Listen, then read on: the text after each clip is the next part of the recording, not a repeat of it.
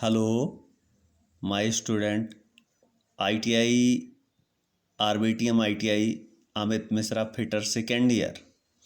आज का टॉपिक है part of anti fractional bearings. मतलब एंटी फ्रैक्शनल बेरिंग में कौन कौन से पार्ट्स होते हैं। सबसे पहले बेरिंग का क्या कार्य है। बेरिंग का कार्य है घर्षण रोधी बेरिंग होना चाहिए, जो घर्षण को कम से कम कर सके। इसमें आता है बाहरी तथा भीतरी रिंग्स। बाहरी और भीतरी रिंग्स किस धातुओं से बनी होती हैं?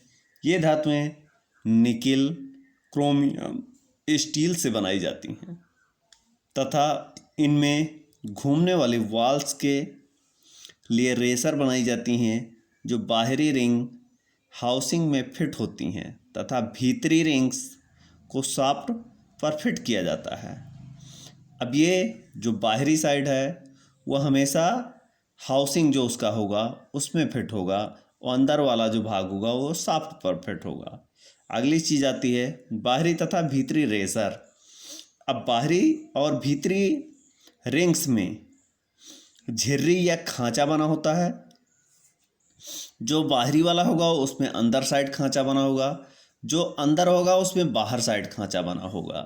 जैसे बाहरी रिंग में ये खांचा अंदर की ओर होता है, भीतरी रिंग में बाहर की ओर होता है। इन्हीं खांचों में वाल जो गोल गोल हमारे छर्रे होते हैं, taper, roller taper, roller pin set की जाती है। अब ये किसके आधार पर चलते हैं?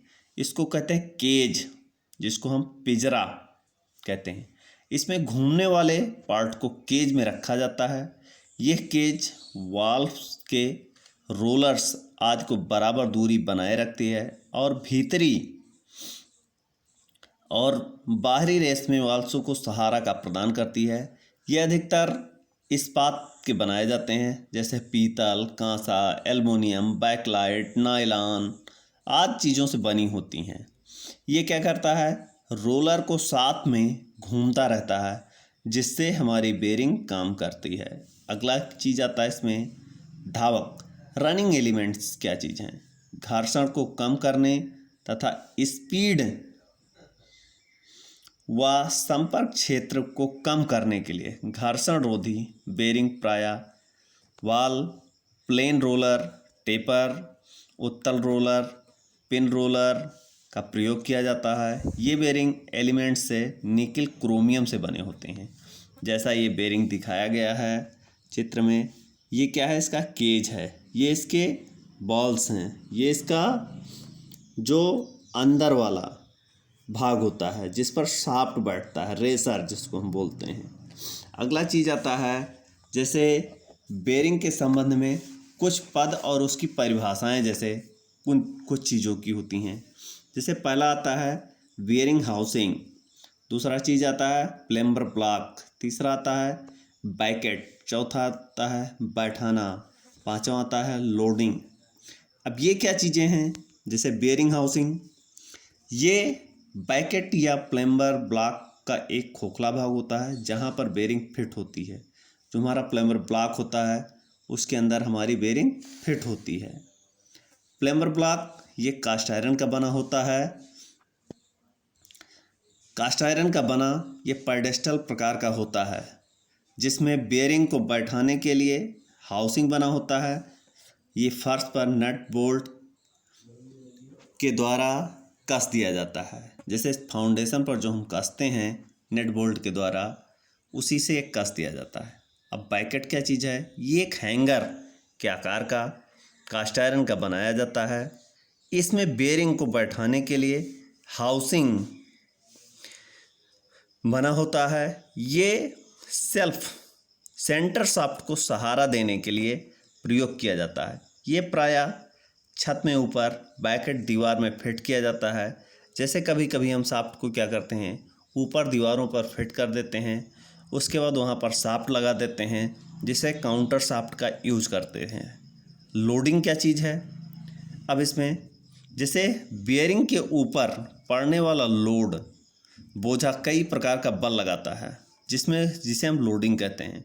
जनरल बेरिंग में में शाफ्ट की जो अक्ष का कोण हो, चाहे वो ऊपर नीचे हो, चाहे 90 अंश के डिग्री पर हो, ये थ्रस्ट बेरिंग के लोड शाफ्ट के अक्ष के समांतर लगता है। इसमें क्या चीज़ें हैं, अब इन बेरिंग्स तो आ गई हमारी, जैसे अब इनको फिट करने के लिए क्या क्या विधियां हैं, या बेरिंग को बैठाना है। बेरिंग को बैठाने के लिए हमको क्या करना पड़ता है, बेरिंग को बैठाने के लिए हाउसिंग के निचले भाग में क्या होता है, हाफ बेरिंग फिट होती है जो हमारा फाउंडेशन पर लगा होता है। उसके बाद उसको मार्किंग करके हम बोल्ट के सहारे उसको फिक्स कर देते हैं। फिक्स करने के बाद जो ऊपर की हाउसिंग होती है उसमें उसको फिट कर दिया जाता है। अगला आता है बेरिंग फिट करने की विधि। बेरिंग फिट करने के लिए पहले शाफ्ट के व्यास का अलाउंस रखा जाता है। जैसे छोटी बेरिंग्स शाफ्ट के व्यास के अलाउंस में रखना चाहिए। बेरिंग्स को फिट करते समय मुलायम हैमर का प्रयोग किया जाता है। स्पीड के अनुसार बेरिंग का चुनाव किया जाता है। लंबी व पतली शाफ्ट को में 3 बेरिंग लगाए जाते हैं। अब इन बेरिंग को लगाने के बाद कुछ समस्याएं आती हैं। जैसे पहली समस्या हमारी आती है, सबसे पहले बेरिंग हम लगाते हैं तो तेल बहना। बेरिंग लगाए, पता लग रहा है ऑयल हमारा लीकेज हो गया। अगर बेरिंग में उपस्थित तेल ज़्यादा लीक कर रहा है तो समझ लो तेल ज़्यादा हो गया या ऑयल सील जो हमारी है वो ख़राब हो गई। उपाय क्या करेंगे इसके लिए, तेल को कम करें या ऑयल सील को बदल देनी चाहिए। अगला कारण आता है गर्म होना।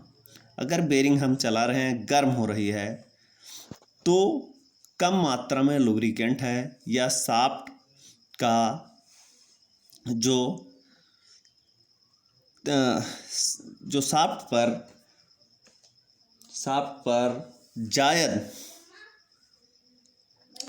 पर जायद काम कर रहा है, और उसके बाद शाफ्ट पर जो बेरिंग लगी हुई है उसका जो क्लियरेंस है वो कम हो रहा है, जिससे हमारी बेरिंग क्या होती है, हीट होना शुरू होती है।